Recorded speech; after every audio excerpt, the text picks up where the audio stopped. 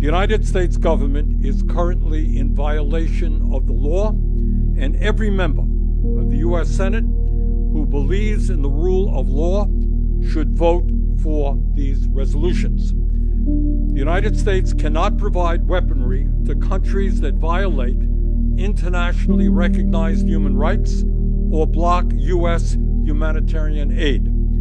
According to the United Nations, much of the international community and every humanitarian organization on the ground in Gaza, Israel is clearly in violation of these laws.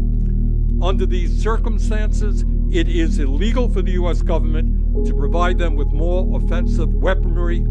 Joint resolutions of disapproval are Congress's tool to enforce those laws.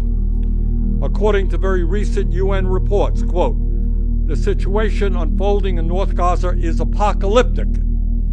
The entire population in North Gaza is at imminent risk of dying from disease, famine, and violence, end of quote. But what makes it even more painful is that much of what is happening there has been done with U.S. weapons and with American taxpayer support. In the last year alone, the U.S. has provided $18 billion in military aid to Israel and delivered more than 50,000 tons of military equipment. What these resolutions stand for is the simple proposition that U.S. taxpayer assistance should not come in the form of a blank check.